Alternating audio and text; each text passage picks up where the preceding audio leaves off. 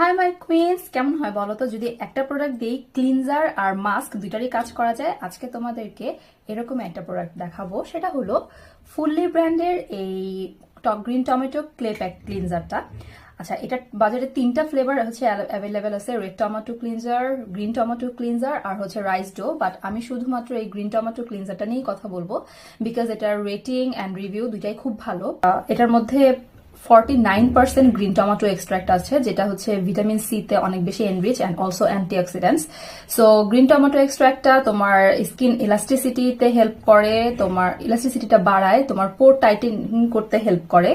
আর এটার মধ্যে যে যে পরিমাণে ভিটামিন সি আছে সেটা তোমার স্কিনটাকে ব্রাইট করতেও হেল্প করবে। অলসো এটার মধ্যে 6 টাইপসের ক্লে আছে, মানে সিক্স টাইপসের ক্লে গুলো ডিফারেন্ট সাইজের হয়ে থাকে। সো এই ডিফারেন্ট সাইজের কারণে তোমার এটা হচ্ছে ব্ল্যাক হেডস, হোয়াইট হেডস দুইটাকেই ডিপ ক্লিন করতে সাহায্য করে। ওকে, এটা তুমি উইকলি 2 দিন মাস্ক হিসেবে ইউজ করতে পারবা। জাস্ট একটা লেয়ার তোমার ফেসে অ্যাপ্লাই করবা অ্যান্ড দেন সেটা শুকিয়ে গেলে হালকা হাতে একটু পানি নিয়ে দেন হচ্ছে তোমার মাস্কটাকে একটু ম্যাসেজ করে ক্লিন করে ফেলবা। যখন এটা পানি লাগলে এটা একটা ফোমি টেক্সচার দিবে, দ্যাট মিনস এটা ক্লিনজার যে ইফেক্টটা সেটা তোমরা পাবা।